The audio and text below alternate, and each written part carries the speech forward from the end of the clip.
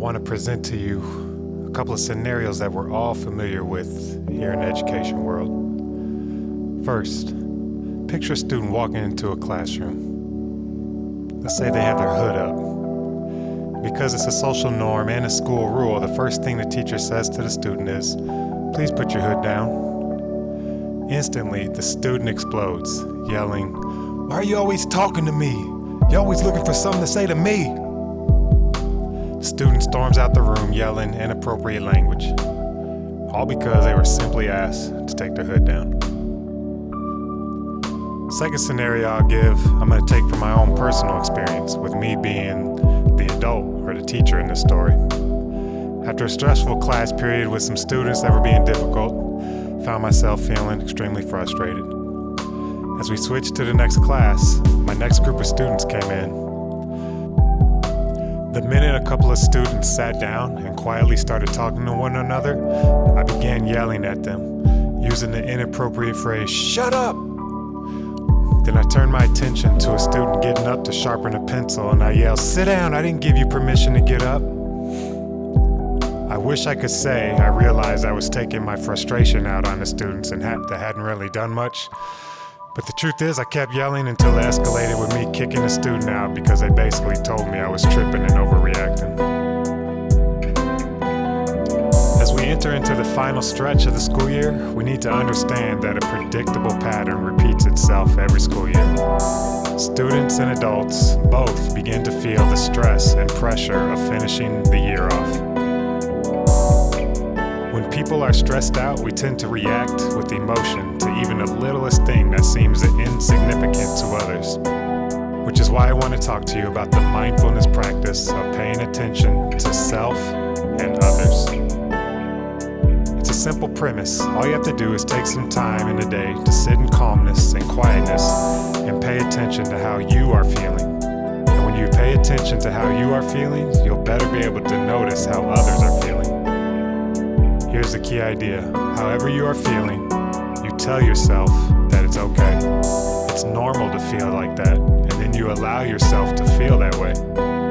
You'll find that in the simple act of taking time to be mindful about how you're feeling, that you'll feel the stress of that emotion dissipate away as you realize that you alone are in control of yourself and only yourself, and that worrying about how others respond is beyond your control. But you'll gain the compassion and empathy for others, and that you'll understand that when we respond with emotion, it is almost always not related to the actual incident, but the stress of something else weighing on the person's mind. We're going to practice our breathing and quietly pay attention to ourselves. We'll begin with breathing in to a count of 4 and breathing out slowly to a count of 7. Here we go. Breathe in, 2, 3, 4.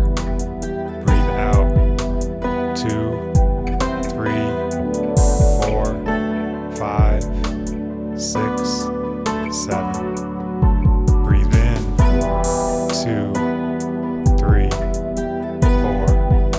Breathe out, 2, 3, 4, 5, 6, 7.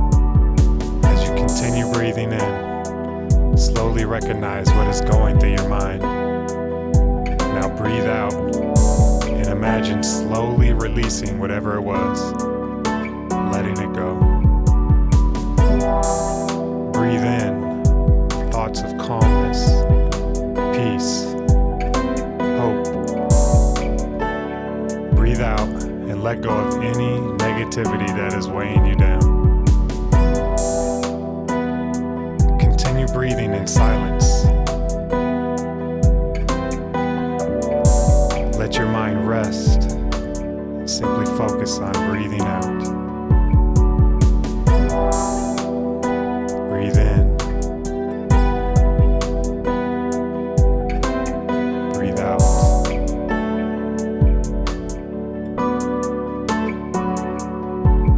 Breathe in.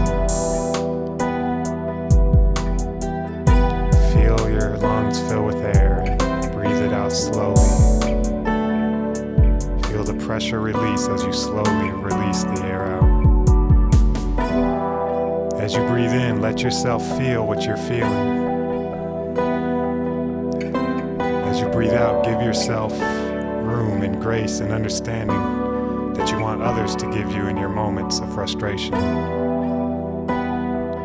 One last breath in. Now slowly out.